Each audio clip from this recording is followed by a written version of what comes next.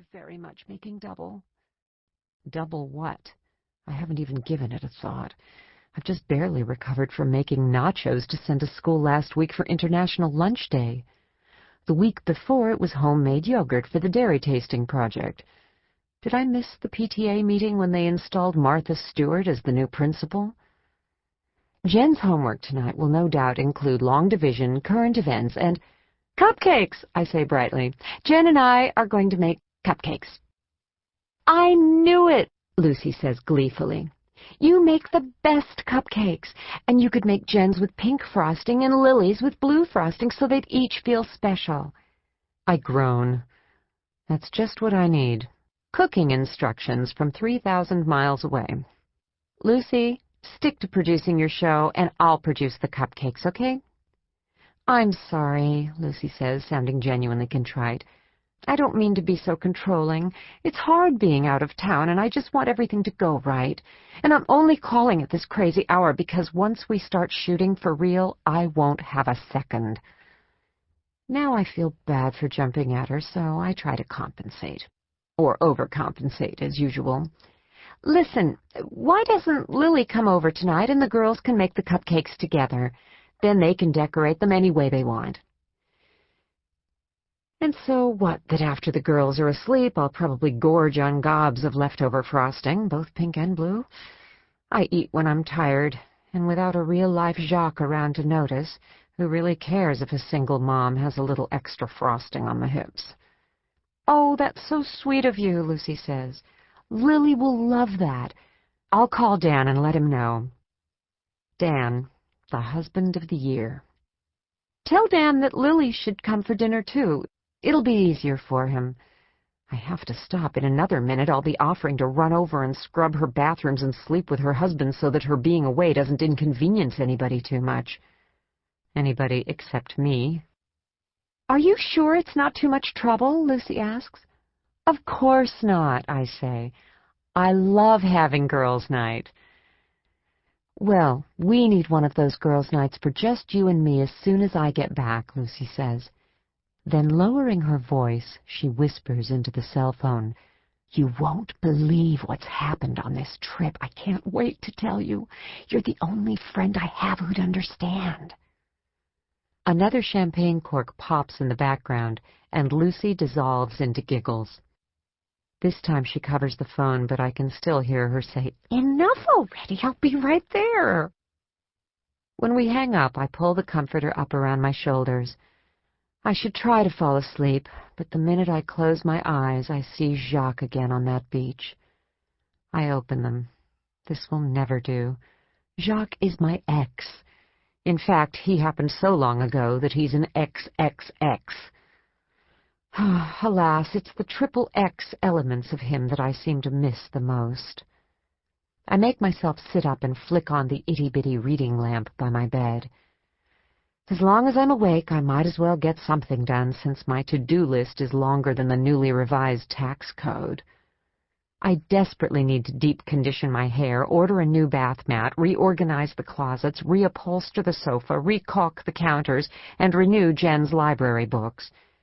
And while I'm at it, I should find a faster printer, a faster internet provider, and a faster exercise program. I'm still spending 30 minutes twice a week on the treadmill when everyone else is building better abs in 5 minutes a day. With all the time I'd save, I'm sure I could do something about world peace. But world peace is going to have to wait, because I end up spending the next hour flicking through the Land's End catalog and poring over the pictures of the Kindest Cut bathing suits. All modeled by women more or less my age, apparently grateful for the extra bra support and the no-ride backside. The one-piece suits are cut high on top, low on bottom, and loose all around. How did I get this catalog anyway? Do the fashion police know I'm over 40?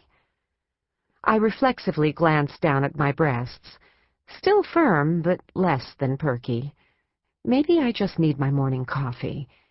I was reading just yesterday that caffeine is a great pick-me-up for your breasts. No wonder Starbucks stock is on the rise. I sigh and toss aside the catalog. From the next bedroom, I hear my daughter Jen moving around, humming happily to herself. Why would I worry about long-gone bikini-wearing days when the present is blessed by a loving daughter with a crooked smile who gets up in the morning singing?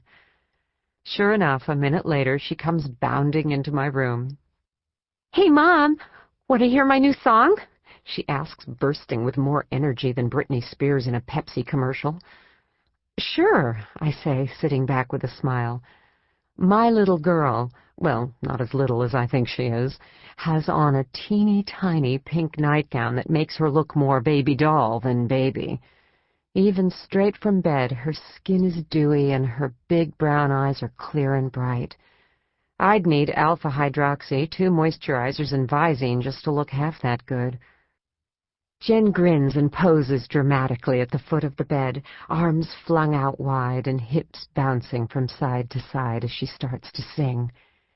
It takes me a minute to register the tune, but then I get it, that Madonna song, Like a Virgin.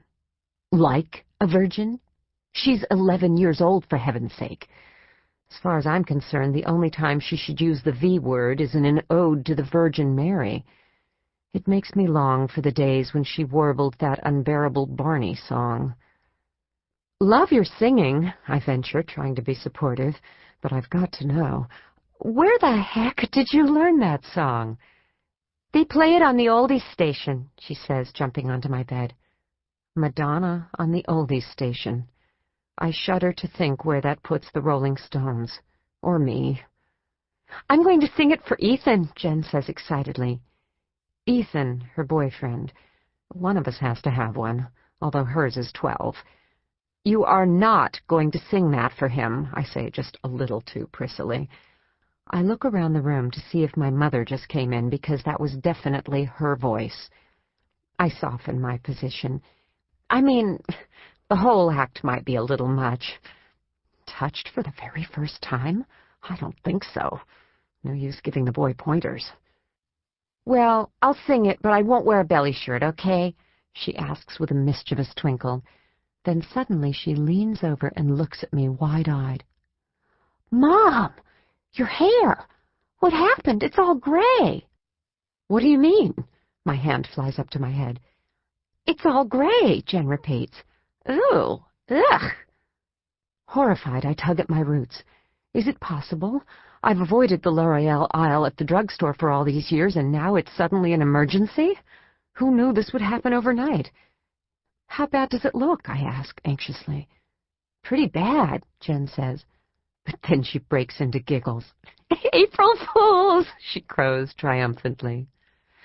"Got me," I say, laughing and throwing the pillow at her as she ducks, doubled over in laughter. Scary that she knew I'd buy into anything about looking old. Jen runs back to her room to catch up on more oldies. Yep, Brittany should be hitting that category any day now. And suddenly it occurs to me what my dream this morning was all about. It's April 1st. My subconscious knew the date even if I didn't. 16 years ago today, over a breakfast of crepes and champagne, Jacques, my passionate French lover, handed me a sapphire and diamond ring and asked if I'd marry him. I gasped and said, "This isn't an April Fool's joke, is it?" To which he said, "What mean April Fools?" Perhaps I should have taken our cultural chasm as a sign that the marriage wasn't going to last any longer than the delicate Chanel sandals he'd bought me. Kisses in cafes, long, luxurious lovemaking, and out-of-body orgasms, okay, even many of them, don't necessarily a solid marriage make. Although it does take you a while to notice. And I really didn't have anyone to blame but myself when 6 years later the marriage crashed.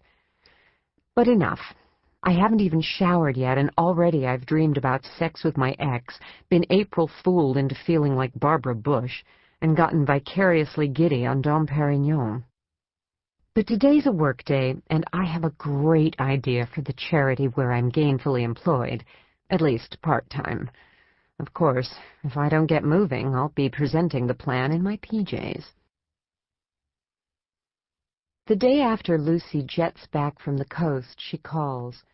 during daylight.